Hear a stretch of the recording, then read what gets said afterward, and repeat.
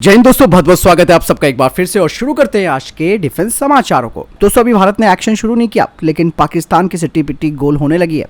अभी हाल ही में south block में विदेश मंत्रालय मुख्यालय में पाकिस्तान का एक डिप्लोमेट जा रहा था, जिसे कि वहां मौजूद जो हमारे सिक्योरिटी पर्सनल्स हैं उन्होंने रोक दिया और सीधा उसे वापसी का रास्ता दिखा दिया। इसके अलावा दोस्तों पाकिस्तानी मीडिया से भी ये दावा किया जा रहा है कि भारत ने बिना किसी इंफॉर्मेशन के झेलम नदी के जल स्तर को बढ़ा दिया है और उसके बाद उनके क्षेत्र में बाढ़ आ गई है। वहीं दूसरी तरफ पाकिस्तान बोलता है कि अगर आप पानी रोकते हैं तो हम इसे युद्ध की कार्रवाई समझेंगे, लेकिन अगर हम पानी छोड़ते हैं तो अब वो इसे एक्ट ऑफ वाटर यानी कि जल की कार्रवाई कह रहे हैं। दोस्तों अब तो ऐसा लगने लगा है कि उन्हें पता ही नहीं है कि वो चाहते क्या है, लेकिन हम जानते हैं कि उनकी समस्या का समाधान कैसे करना है।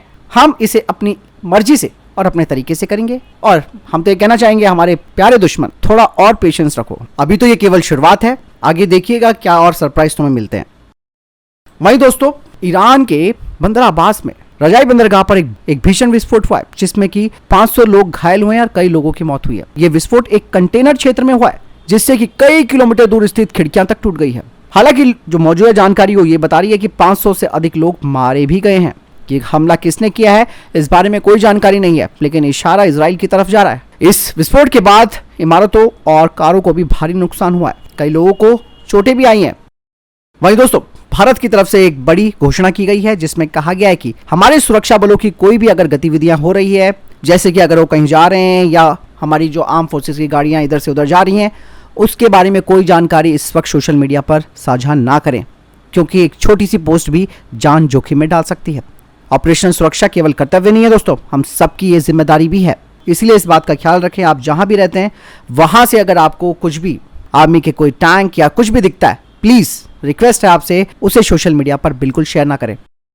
दोस्तों भारत का डर पाकिस्तान के सर पर इस तरीके से चढ़ गया है कि पाकिस्तानी सेना के प्रमुख और आईएसआई के पूर्व एजेंट जनरल असीम मुनीर, इसके अलावा डीजी आईएसपीआर लेफ्टिनेंट जनरल असीम मलिक, लेफ्टिनेंट जनरल शाहिर शमशाद मिर्जा, इन सब ने अपनी पूरी की पूरी फैमिली एक प्राइवेट जेट से ऑस्ट्रेलिया, कनाडा और न्यू जर्सी भेज दी है। मतलब साफ है कि ये जो पाकिस्तानी सेना के ऑफिसर हैं वो अपनी फैमिली को बचाने के लिए और पाकिस्तानी लोगों को अंगूठा दिखाते हुए पहले अपनी फैमिली को प्राइवेट जेट से विदेश भेज रहे हैं। ऐसे में आप समझ सकते हैं दोस्तों पाकिस्तान को डर किस स्तर पर लगा है।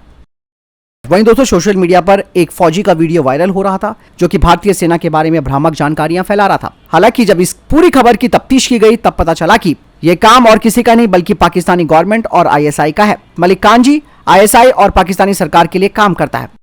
इंडो पाक बॉर्डर पर दोस्तों जीपीएस जैमिंग दोनों तरफ से शुरू हो गई है। दोनों ने इलेक्ट्रॉनिक वॉरफेयर यूनिट्स को डिप्लॉय कर दिया है। हालांकि यहाँ पर भारत के पास पाकिस्तान की तुलना में अधिक संख्या में इलेक्ट्रॉनिक वॉरफेयर यूनिट है। दूसरी तरफ पाकिस्तान ने भारत के खिलाफ जंग की एक बड़ी तैयारी कर ली है। पिछले 2 दिनों में पाकिस्तान ने अपने F-16 M109 हाउवित्जर्स, पुराने टाइप 59 टैंक, अल जरार टैंक को प्रदर्शित किया है। इन्हें भारतीय सीमा के पास भी डिप्लॉय किया गया है। इसके अलावा चाइना से खरीदे गए कुछ हथियार भी उसने डिप्लॉय करने शुरू किए हैं, जिनमें कि J-10, J-17, VT-4 और A-100E MLRS। वहीं कुछ सोर्सेज बता रहे हैं कि चाइना पाकिस्तान से कह रहा है कि वो किसी भी तरीके की अनहोनी को रोकने के लिए और तनाव बढ़ने की स्थिति में भारत के खिलाफ अपने हथियारों का इस्तेमाल बिल्कुल ना करे, क्योंकि दोस्तों चाइना इजिप्ट, उज्बेकिस्तान, मध्य पूर्व और अफ्रीका को J-10 फाइटर जेट बेचने की कोशिश कर रहा है। वहीं दूसरी तरफ उसने म्यांमार, नाइजीरिया और अजरबैजान को J-17 फाइटर जेट्स भी बेचे हैं। यदि इनमें से कोई भी चीनी फाइटर जेट दुर्घटना का शिकार होता है या उस पर हमला होता है तो चाइना को अपने कारोबार से हाथ धोना पड़ सकता है। और अभी तक अमेरिका ने भी अपने F-16 फाइटर जेट्स उड़ाने की अनुमति नहीं दी है पाकिस्तान को। वहीं दोस्तों हैदराबाद की वेम टेक्नोलॉजी के एमडी वेंकट राजू ने कहा कि भारत की प्राइवेट सेक्टर की इंडस्ट्रीज स्वदेशी AMCA फाइटर जेट इंजन को बनाने के लिए तैयार हैं। हालांकि उन्होंने कहा कि इंजीनियरिंग, इंटीग्रेशन, प्रिसीजन मैन्युफैक्चरिंग और एडवांस डिजाइन टूल्स, इन सभी में कंपनी को विशेषज्ञता प्राप्त हो चुकी है। आप सब जानते हैं कि AMCA फाइटर जेट के लिए 120 किलोन्यूटन थ्रस्ट क्लास का इंजन तैयार करना है। ऐसे में वेंकट राजू ने कहा कि हाई एल्टीट्यूड टेस्टिंग और मटेरियल साइंस, इसके लिए उन्हें गवर्नमेंट के सपोर्ट की जरूरत है। साथ ही उन्होंने कहा कि 12 से 15 हजार करोड़ रुपए का इन्वेस्टमेंट और चाहिए होगा और टाइमलाइन करीबन 10 से 12 साल की चाहिए होगी, जिसमें कि 5 साल केवल टेस्टिंग के लिए होंगे। साथ ही उन्होंने आत्मनिर्भरता पर जोर तो दिया है, लेकिन जो फॉरेन कोलैबोरेशन है उस पर संदेह जताया है, क्योंकि कोई भी आपको वास्तविक टेक्नोलॉजी नहीं देता है। हाँ, भारत लिमिटेड कोलैबोरेशन कर सकता है और जल्द से जल्द इसके लिए डिसीजन लेना होगा, लेकिन अगर देरी हुई तो हमारा प्रोग्राम पूरा डिटेल हो जाएगा। वहीं इसरो और डीआरडीओ स्पेस डिब्रीज और संभावित खतरों को ट्रैक करने के लिए एक पावरफुल सिस्टम बनाने पर काम कर रहे हैं, जो कि बढ़ती हुई चीनी अंतरिक्ष गतिविधियों और रॉकेट मलबे के दुर्घटना होने जैसी घटनाओं से प्रेरित है। इसरो अपने नेत्रा प्रोजेक्ट के तहत रडार्स का एक नेटवर्क तैयार कर रहा है, जिसमें कि टेलीस्कोप और कंट्रोल सेंटर होगा, जो कि स्पेस ऑब्जेक्ट्स को मॉनिटर करेंगे, जिसमें कि डिब्रीज और सैटेलाइट शामिल है, भले ही वो लो और हाई ऑर्बिट्स में क्यों ना हो। इन रडार्स को चंद्रपुर आसाम में 2025 तक डिप्लॉय किया जाना है। 2000 किलोमीटर दूर तक 10 सेंटीमीटर जितने छोटी वस्तुओं को भी ये ट्रैक कर सकता है। बता दें कि डीआरडीओ एंटी सैटेलाइट हथियारों जैसे खतरों का पता लगाने के लिए लंबी दूरी के रडार और ऑप्टिकल सिस्टम भी विकसित कर रहा है, जिनमें से कुछ रडार 3000 किलोमीटर से अधिक दूरी तक पहुंचने में सक्षम होंगे। वहीं दोस्तों, रशिया ने पहली बार यह बात ऑफिशियली कंफर्म की है कि नॉर्थ कोरियन यानी कि उत्तर कोरियाई सेना ने यूक्रेन के खिलाफ जंग लड़नी शुरू की है। रूस के चीफ ऑफ जनरल स्टाफ ने उत्तर कोरियाई लोगों की हाई लेवल ऑफ प्रोफेशनलिज्म की प्रशंसा भी की है। वहीं दोस्तों, डीआरडीओ अब अपने high endurance autonomous under water vehicle, जिसे कि ही एयूवी कहते हैं, उसे तैयार कर रहा है, जिसका वजन 6 टन का होगा और 10 मीटर लंबा अंडर वाटर ड्रोन है, जिसे खास तौर पर mine counter measures intelligence, surveillance और टोही के लिए डिजाइन किया गया है। मार्च 2024 और मार्च 2025 में इनके सफलतापूर्वक परीक्षण भी किए गए। ये जो ही एयूवी है वो 15 दिनों तक काम कर सकता है और 300 मीटर तक गोता लगा सकता है। इसमें एडवांस सोनार, रडार और कम्युनिकेशन सिस्टम है। बताया जा रहा है कि अब इसे हिंद महासागर में चीन की बढ़ती हुई पनडुब्बियों के खिलाफ उतारा जाएगा। ही एयूवी भारत की डीप ओशन वॉच नेटवर्क को भी सपोर्ट करता है, ताकि चाइना की टाइप 039 और टाइप 094 जैसी पनडुब्बियों पर नजर रखी जा सके। ये भारत के आत्मनिर्भर रक्षा के प्रयास के अनुरूप भी है और एरो इंडिया 2025 में इसे प्रदर्शित भी किया गया था। ही एयूवी पानी के नीचे के खतरों का पता लगा सकता है, उनका मुकाबला कर सकता है। भारत अब $4.5 बिलियन के रशिया के varnish over the horizon radar system को खरीदने के लिए तैयार है, जिसके बाद भारत अमेरिका, रशिया और चीन के साथ ऐसी एडवांस टेक्नोलॉजी वाले एकमात्र देशों में शामिल हो जाएगा। कर्नाटक के चित्रदुर्ग में इसे स्थापित किया जाएगा। इस रडार की रेंज वर्टिकली 8000 किलोमीटर है और हॉरिजॉन्टली 6000 किलोमीटर है, जो कि चाइना के J-20 फाइटर जेट या फिर पाकिस्तान की शाहीन 3 मिसाइलों का पहले ही पता लगा सकता है। मतलब साफ है कि ये दुश्मनों के stealth fighter jet, ballistic missile और ICBM को भी ट्रैक कर सकता है। रशिया के द्वारा विकसित किया गया ये वार्निश एम रडार स्टेल्थ प्लेटफॉर्मों को पता लगाने के लिए जबरदस्त सॉल्यूशन माना जाता है।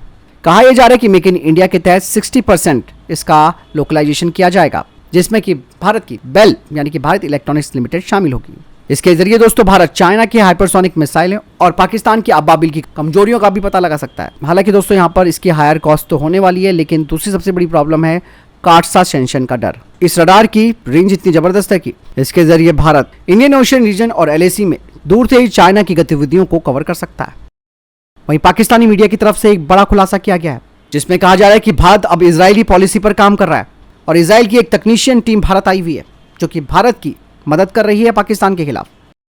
भारत के साथ बढ़ती हुई तनातनी को देखते हुए पाकिस्तान ने अब दोस्तों एक बड़ा काम शुरू कर दिया है। अब पाकिस्तान मिलिटेंट्स को भारत नहीं भेजेगा, बल्कि अब पाकिस्तानी सेना और मिलिटेंट्स दोनों ही भारत के खिलाफ जंग लड़ेंगे और ये सारा काम पाकिस्तानी लोगों के पैसों पर किया जा रहा है। हालांकि दोस्तों कुछ रिपोर्ट्स बताती है कि पाकिस्तान ने अपने भिखारियों को विदेशों में भेजना शुरू कर दिया है, ताकि वो जंग के लिए फंडिंग कर सके, क्योंकि दोस्तों ये जो भिखारी हैं वो पाकिस्तान की GDP का सबसे बड़ा हिस्सा है। ऐसे में 90% पाकिस्तानियों को लग रहा है कि वो भारत के साथ जीत जाएंगे। सिर्फ 10% पाकिस्तानी सेना को ये नहीं लगता है। वहीं दोस्तों पाकिस्तान के प्रधानमंत्री शहबाज शरीफ ने कहा है कि वो भारत के साथ हर मुद्दे को लेकर बातचीत करना चाहते हैं। उनके चेहरे से डर साफ तौर पर दिखाई दे रहा है, भले ही वो भारत को घीदड़ भभकी दे रहे हैं। शहबाज शरीफ ने कहा कि वो पहलगाम में हुए आतंकी हमले की जांच करने के लिए भारत के साथ तैयार है। वहीं भारतीय सेना ने जम्मू कश्मीर में आतंकवादियों के खिलाफ बड़ा ऑपरेशन शुरू कर दिया है। टूरिस्टों पर गोली चलाने वाले आतंकियों की खोजबीन करने के साथ ही साथ उनके मददगारों को भी नहीं बख्शा जा रहा। यही सबसे बड़ी कमजोरी है भारत की दोस्तों। ये जो मददगार वहां के बने हुए हैं, इन्हीं को सबसे पहले उड़ाना चाहिए। और आज ही पुलिस और सेना ने 2 आतंकवादी साथियों को गिरफ्तार किया है। उनके कब्जे से हथियार और गोला बारूद भी मिला है। हालांकि मुझे लगता है कि इनको पकड़े जाने का जो फोटो दिखाया जाता है हथियारों के साथ जिंदा ना, इनकी लाशें दिखनी चाहिए इन हथियारों के साथ, फिर बोलना चाहिए कि इन्हें पकड़ा गया। ये इसी लायक हैं जो थाली में छेद करते हैं। वहीं दोस्तों पाकिस्तान चाइना की शरण पहुंच चुका है और अब पाकिस्तान चाइना से सपोर्ट मांग रहा है। पाकिस्तान के विदेश मंत्रालय ने दोस्तों सोशल मीडिया पर लिखा है कि उन्होंने चाइना के राजदूत के साथ मुलाकात की है, क्योंकि दोस्तों पाकिस्तान के लिए अगर भारत के साथ जंग करनी है तो वो चाइना से ही परमिशन लेता है। लेकिन दोस्तों इस वक्त चाइना भी चुप बैठा हुआ है। डिफेंस एक्सपर्ट कहते हैं कि चाइना के इशारे पर पाकिस्तान ने इस हमले को करवाया होगा। अमेरिका और चीन के बीच कारोबार को लेकर तनाव बढ़ा हुआ है और चाइना में काम करने वाली जो अमेरिकी कंपनियां हैं वो भारत आ जाएंगी, ऐसा चाइना नहीं चाहता है। इसीलिए वो भारत को इस टेंशन में धकेलने की कोशिश कर रहा है। और ये बात मेरे दिमाग में पहले से आ गई थी, क्योंकि दोस्तों ये बहुत बड़ी साजिश इसलिए की गई है क्योंकि आप ये समझिए कि ना तो अमेरिका दूध का धुला हुआ है और ना ही चाइना, और ये दोनों देशों में वर्ल्ड पावर बनने की एक बड़ी होड़ शामिल है। वो चाहते हैं कि भारत को भी रशिया यूक्रेन की तरह जंग में धकेल दिया जाए और फिर इनके हथियार बिकें। तो बहुत चीज़ें हैं, प्रधानमंत्री मोदी जी जो हैं वो ये सब चीज़ें जानते हैं। एक्शन कैसे करना है, कब करना है, वो उन्हीं के ऊपर छोड़ दीजिए। फुल फ्लेज वार में भारत को नहीं जाना चाहिए और ना ही भारत जाएगा, जहां तक मुझे लगता है। हालांकि पाकिस्तान अगर कुछ करता है तो उसका जवाब तो दिया जाएगा, रिटेलिएट भारत करेगा, लेकिन बड़े स्तर पर नहीं, क्योंकि इस वक्त भारत की इकोनॉमी लगातार बढ़ रही है। हम नहीं चाहते कि हम पीछे आएँ, जैसे कि विदेशी ताकतें हमें पीछे करने की कोशिश कर रही हैं, और ये पूरा सब कुछ प्लान्ड है। आप देखिएगा दोस्तों, हकीकत सामने आएगी। तो फिलहाल इतने अब तक के टॉप डिफेंस अपडेट। वीडियो के सामने कोई प्रश्न जवाब या आपको कोई सवाल है कमेंट सेक्शन में लिखकर जरूर पूछ सकते हैं। वीडियो को लाइक और शेयर जरूर कीजिएगा। जय हिंद, वंदे मातरम।